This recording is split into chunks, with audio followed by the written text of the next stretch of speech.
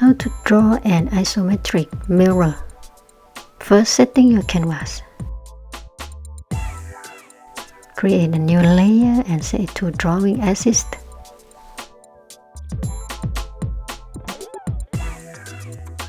Okay, start to draw a mirror.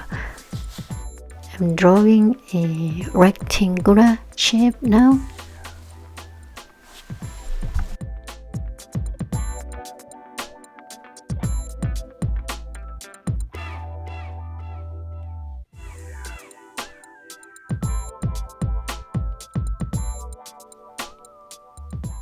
Adding dimensions.